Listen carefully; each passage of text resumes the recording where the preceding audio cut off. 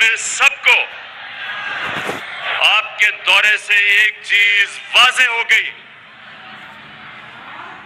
कि सारे पाकिस्तान में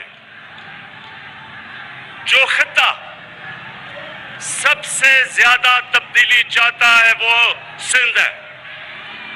सिंध के लोग आजादी चाहते हैं ये डाकू जरदारी से, और इंशाअल्लाह आपने तो दौरा कर लिया, अली जैदी और शाह महमूद आप भी थे उनके साथ। अब अगली बारी मैं आ रहा हूं अंदरूनी सिंध का दौरा करने के लिए आपके साथ। मेरी अब मिशन है कि जो जुल्म सिंध के लोगों से हो रहा है, ये जो 14 साल जरदारी माफिया ने सिंध के साथ किया है, मैं सिंध अंदरूनी सिंध के लोगों को खास तौर पे आज पैगाम देना चाहता हूं कि आजादी का वक्त इंशाल्लाह आ गया है। उसके बाद कराची के लोगों के लिए एक तो मैं आप सबको केसीआर की मुबारक देता हूं, क्योंकि केसीआर अभी बनने वाली है। अभी तो ग्रीन लाइन, खैर उसकी मुबारक देता हूं, ग्रीन लाइन आ चुकी है, लेकिन अभी जो हमारा कराची का पैकेज आपके सामने आता जाएगा, और मेरा ये यकीन है कि कभी कराची में किसी गवर्नमेंट ने, फेडरल गवर्नमेंट ने कभी वो काम नहीं किए जो इंशाल्लाह हम करने जा रहे हैं। मुझे अपनी कौम का शुक्रिया अदा करना चाहता हूं कि पाकिस्तान की तारीख का सबसे ज्यादा टैक्स उन्होंने हमारी हुकूमत को दिया, रिकॉर्ड टैक्स कलेक्शन की, और उसकी वजह से हमें तौफीक मिली कि हम अपनी आवाम के ऊपर बोझ कम करें। हमने 20 रुपए पेट्रोल और फजलुर रहमान को कम किया।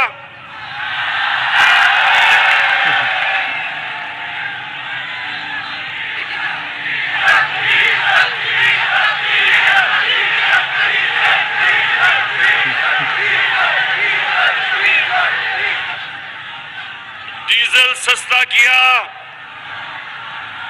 5 रुपए यूनिट बिजली सस्ती की, जब दुनिया में दोनों की कीमतें ऊपर जा रही हैं। आज आपको हैरत होगी ये सुन के कि पाकिस्तान में पेट्रोल और फजलुर रहमान दुबई से ज्यादा सस्ता है। दुबई में अपनी उनकी जमीन से तेल निकलता है, पाकिस्तान इंपोर्ट करता है। उसके बावजूद क्योंकि मेरी कौम ने मुझे रिकॉर्ड टैक्स दिया, मैंने उसका टैक्स का फायदा अपनी कौम को पहुंचाया और महंगाई से आपको बचाया। और उसके अलावा अल्लाह का शुक्र है कि हमारा मुल्क सही रास्ते पे निकल गया है। जब तक एक मुल्क की एक्सपोर्ट्स नहीं बढ़ती, मुल्क की दौलत में इजाफा नहीं होता, तो पाकिस्तान की तारीख में सबसे ज्यादा एक्सपोर्ट्स, सबसे ज्यादा टैक्स कलेक्शन, सबसे ज्यादा रेमिटेंसेस और 4 फसलों की सबसे ज्यादा पैदावार हमारे दौर में पिछले साल हुआ। अल्लाह का शुक्र है कि हमारा मुल्क सही रास्ते पे निकल गया, और शायद इसीलिए ये जो डाकुओं का गुलदस्ता है, इनको खौफ आना शुरू हो गया है कि ये हर मुश्किल से ये गवर्नमेंट निकलती गई। पहले दिवालिया वाली हुकूमत मिली, बैंकरप्ट, उससे मुल्क को बचा लिया। फिर सदी में एक दफा इतना बड़ा बुरान आता है जो कोरोना वायरस का आया, अल्लाह ने उसे हमें निकाल दिया। उसके बाद अफगानिस्तान का मसला आया, उसकी वजह से या डॉलर के ऊपर प्रेशर पड़ा, क्योंकि डॉलर उधर जाना शुरू हो गया। अफगानिस्तान की फिजा की वजह से कि एक खौफ था लोगों को कि हालात क्या बिगड़ेंगे, डॉलर लिए लोगों ने, तो यहाँ प्रेशर पड़ा हमारे पे, उससे अल्लाह ने हमें बचाया। फिर अब यूक्रेन, इसकी वजह से और ज्यादा गंदम ऊपर, तेल ऊपर, कोयला ऊपर, गैस ऊपर। लेकिन अल्लाह का करम है कि मैंने अपनी कौम को इन सारी चीजों से बचाया है।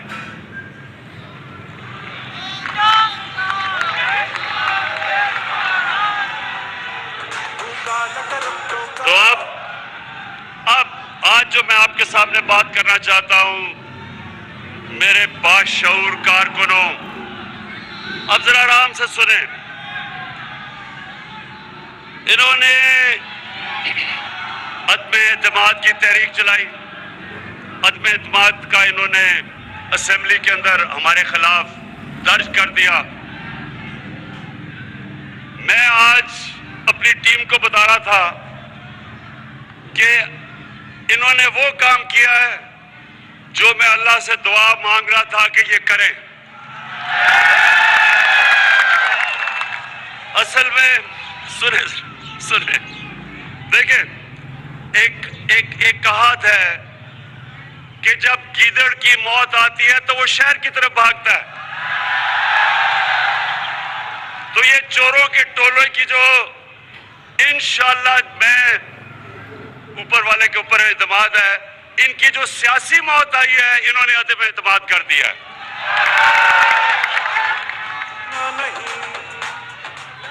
मेरे एक मिनट, कराची के सुनो तो सही, सुनो।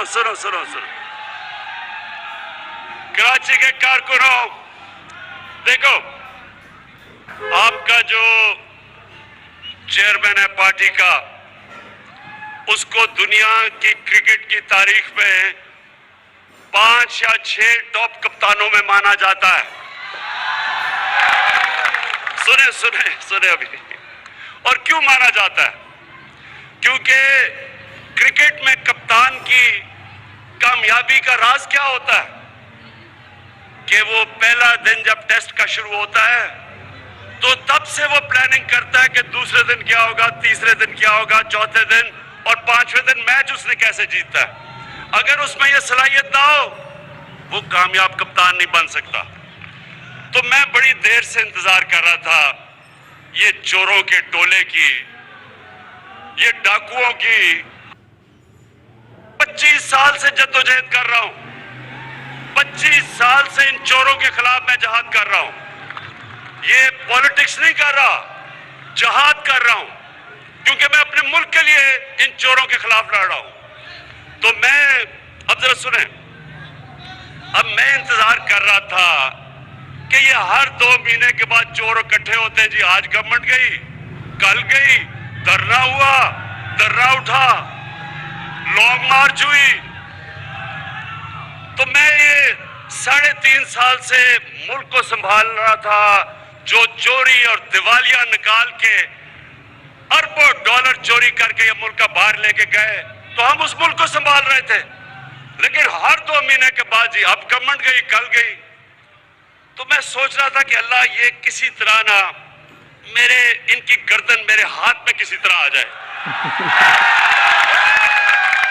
तो अब अल्लाह सुने तो सही।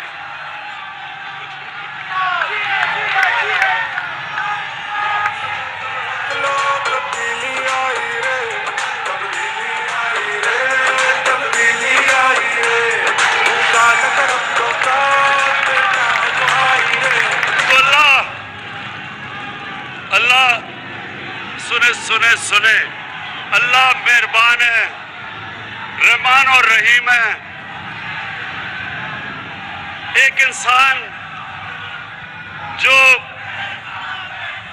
अल्लाह से मांगता है अपनी कौम के लिए, उसकी ज्यादा दुआएं सुनता है। तो ऊपर वाले ने मेरी दुआ सुनी ली और मैं दुआ ही कर रहा था कि किसी ना किसी तरह यह अदम एतमाद की वो दर्ज कर दे। अब क्या होगा, अब जरा सुने, मैं आपके सामने रख रहा हूं।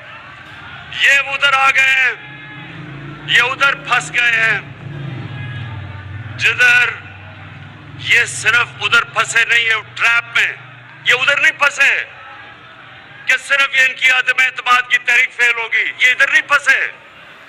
कप्तान ने आगे की तैयारी की हुई है। अदम एतमाद की तहरीक जब इंशाल्लाह ये जब हम जीतेंगे, उधर मैं रुकूंगा नहीं, मैं इनके पीछे जाऊंगा, मैं इनको छोड़ूंगा नहीं। जो अब तक मेरे हाथ बंधे हुए थे, फंसे हुए थे, कभी ये मसला, कभी दुनिया का, जिस तरह मैंने बताया कोरोना आ गई तो लॉकडाउन हो, मेरे अब हाथ, वो जो जंजीर बली हुई थी ना, वो अब खुल जाएगी। और मैंने सुने, पहला मेरा टारगेट होगा जिसके ऊपर बड़ी देर से, जो मेरी बंदूक की नशिस्त पे बड़ी देर से उसके ऊपर आया हुआ, वो है आसिफ अली जरदारी।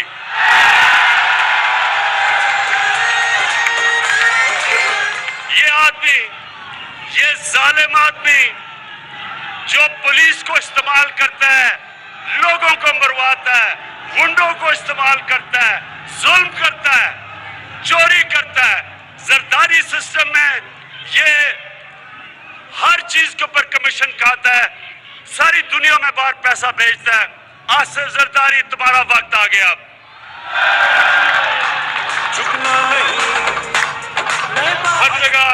हर जगह ये पीछे फिरता है, पैसे के टोकरे लेके। 20 करोड़ की इसने रकम हमारे लोगों को खरीदने के लिए रखी हुई है। मुझे एक आदमी ने, मेरे मेहमान ने कल आके बताया जी, मुझे उन्होंने 20 करोड़ रुपया ऑफर किया। मैंने कहा ले लेता, पकड़ लो पैसे, हराम का पैसा पकड़ लो, और उसके बाद कोई पनाहगाह खोल देना, कोई लंगर खोल देना, कोई यतीम खाना खोल देना, सवाब मिलेगा तुम्हें। लेकिन